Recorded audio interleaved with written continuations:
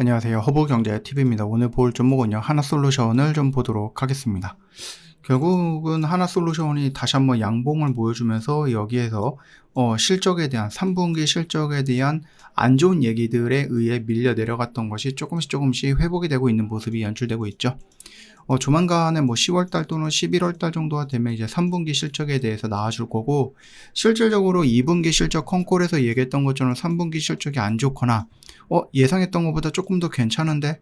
그리고 4분기 실적이 더 좋게 나온다든지, 이런 식으로 액션들이 나와준다라고 하면은 충분히 뭡니까? 이렇게 올라가고 이 고점 라인을 돌파하려고 하는 시도가 있을 거라고 저는 봅니다.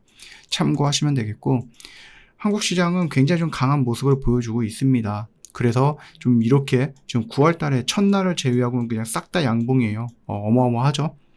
근데 이제 주말 동안 또 나왔던 게 이제 관세 이야기가 있는데, 관세가 15%로 확정이 된 거는 아니다, 이런 얘기들이 있어요. 그래서 왜 그럴까라고 해서 봤더니, 많은 뉴스에서 얘기했던 것들이 결국은 미국이 거의 한 490조 원을 현금으로 달라고 했다라고 합니다. 그거 싫으면 너희들 현금을 490조 주고 그 다음에 이제 15% 확정해, 이 얘기라고 하더라고요. 그러면 안 되죠. 그러면 우리나라 큰일 나죠. 아니, 우리나라 예산이 1년 예산이 거기에서 조금 더 크기는 할 건데, 아무튼 미국이 원하는 대로 현금을 갖다 주면은 우리나라 큰일 날 수 있습니다. 다시 한번 IMF에 올 수 있다, 이렇게 좀 생각이 되고 있는데, 그래도 조금 관세가 좀 마무리가 되는 느낌이 아니다라는 얘기들이 나와주고 있어요. 그래서 시장은 조정을 좀 잠시 보여줄 수 있는데, 그 조정이 이 저점 라인을 깨고 이렇게 떨어지는 그런 조정은 아닐 거라고 봐요.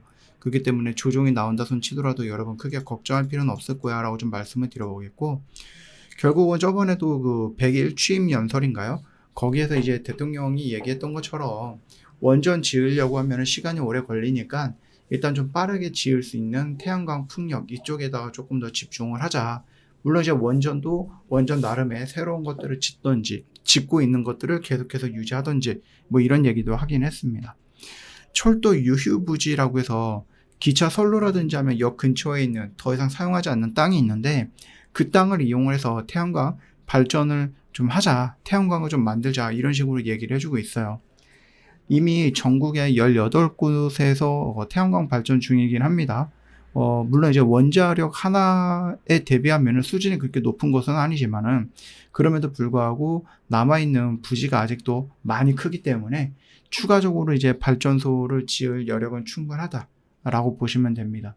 우리가 태양광을 놓고 본다고 했을 때 가장 안 좋을 수 있는 약점이 뭐라고 했죠? 땅이죠. 물론 이제 원전도 땅 문제가 있기는 하지만 태양광도 마찬가지입니다. 그나마 우리가 원전보다 더 나을 수 있다라고 하는 게 태양이야. 왜냐라고 했을 때 산이라든지 이런 쓸데없는 그 원전의 부지보다 이 태양의 부지가 더 적기도 하고요. 그리고 이제 태양은 뭐예요? 나중에 조금 더 발달하면은 그냥 옥상에다가 깔면 돼요. 물론 여기서 어마어마한 에너지를 다 가져오는 건 아니지만, 이 건물이 100이라는 에너지가 필요한데 이 태양을 이용해서 30, 40의 에너지를 활용할 수 있다고 하면은 그냥 60이라는 에너지만 끌고 와서 쓰면 되는 거니까. 그뿐만 아니라 옥상이 아니라 요즘 많이 발달을 해서 건물이 있으면 건물 외벽에다가 이렇게 다 갖다 붙이죠. 그러면 어떻게 됩니까? 태양광을 이용할 수 있는 활용 용도는 더 넓어질 거고 더 많아질 거다라고 보시면 될 것 같습니다.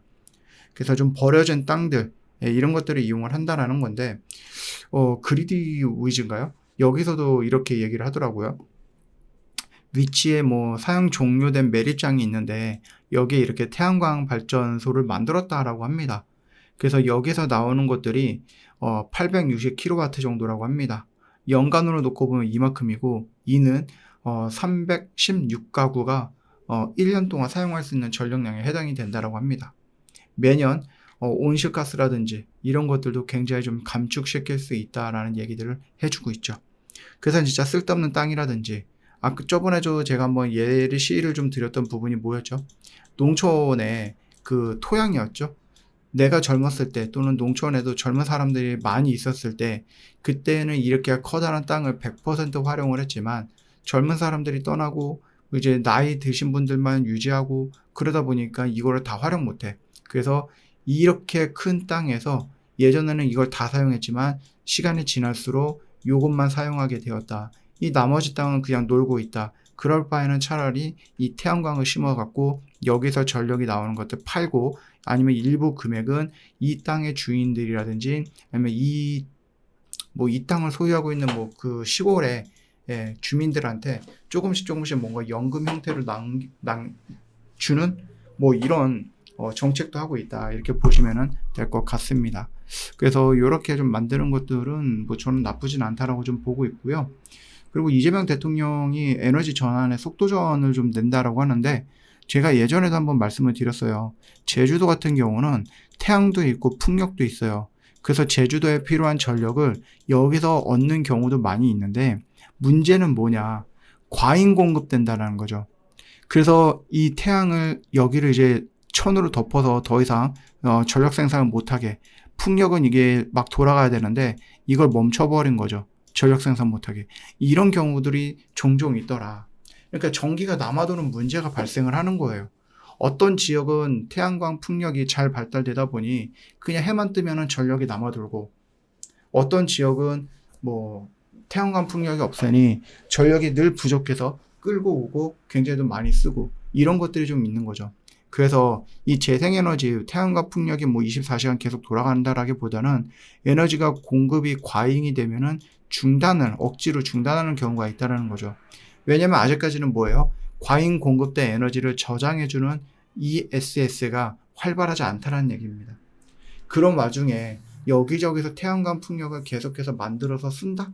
라고 했을 때 이거 과잉 공급되면 어떡하지? 만들어 놓고선 굳이 여기서 에너지를 활용은 안 할 수도 있는데 라고 하는 거죠. 근데 저는 뭐 크게 상관은 없을 거라고 봐요. 우리나라 배터리가 일단은 굉장히 좀 활성화되어 있는 부분이기 때문에 뭐 자동차에 들어가는 것도 있겠지만은 이 SS 배터리 역시도 굉장히 빠른 속도로 성장을 할 거다라고 봅니다. 이미 성장이 되어 있는 상태이기도 하고요. 그렇기 때문에 이 에너지를 만드는 태양광 풍력 여기서 좀 과잉 공급된 에너지를 저장하는 그 흐름들도 좀 더 빠르게 진행이 될 수 있다라고 생각을 합니다.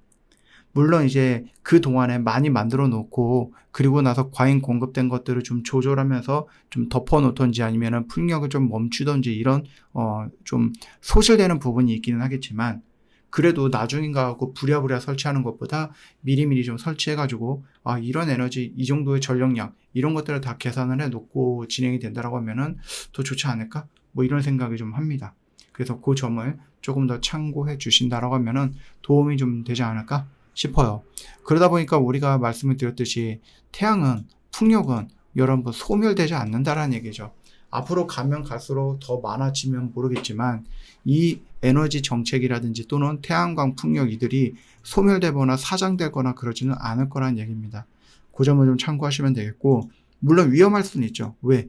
중국이라는 어마어마한 그 나라가 거의 독점적으로 진행을 하다 보니 우리나라 기업들이 조금 힘들거나 폐업을 하거나 망하거나 이런 경우도 있을 수는 있지만 그럼에도 불구하고 하나 솔루션은요 괜찮다라고 좀 말씀을 드려보도록 하겠습니다. 저 허브경제TV 공식 채널을 보시면 여러분들 좀 보기 편하게 올려놨던 것들이 있습니다. 이것만 놓고 보셔도 충분해요. 여러분도 오늘 시장에 봐야 되는 것들은 여기 안에 다 있다라고 생각하시면 되거든요.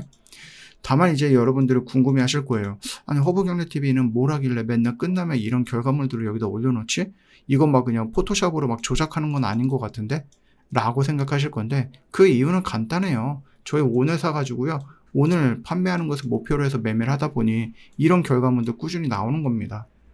여러분들 내가 좀 한번 해보고 싶은데 이거 뭔가 이제 진입장벽이 나한테는 조금 더 높았어. 나는 이거 조금 부담이 돼. 그래서 이제 고민을 많이 하셨던 분들이 있을 거라고 생각을 해요. 저 허브경제TV가 그런 분들을 위해서 준비한 게 있습니다. 한 5일 동안, 일주일 동안 무한 반복해서 한번 해보자. 오늘 사서 오늘 매도하고 오늘 사서 내일 매도하고 이런 것들을 일주일 동안 무한히 반복을 해보면은 좋지 않을까? 여러분들도 좀 경험을 할 수 있고 이런 결과물도 가져갈 수 있고 이런 매매를 하는구나 라는 것도 여러분 한번 저희 공식 채널을 통해서 저 허브경제TV를 통해서 해볼 수도 있는 거니까 그래서 그동안에 없었던 건데 저희가 5일 매매반 요거를 지금 진행을 하고 있고요. 이번 주는 이미 스타트했어요. 이미 스타트했으니까 지금 들어오기는 어려울 겁니다. 그럼에도 불구하고 다음 주 여러분들 빨리빨리 신청을 해 놓으시는 게 좋을 겁니다. 예, 저희가 굉장히 많은 분들을 한꺼번에 동시에 하기에는 조금 어려워요. 그러니까 여러분들 미리 신청을 해 놓고 다음 주에 일주일 동안 한번 해 보자. 예, 이런 결과물들 나오는지 한번 보자. 라고 좀 말씀을 드려 보겠습니다. 오늘 하루도 정말 고생 많으셨습니다.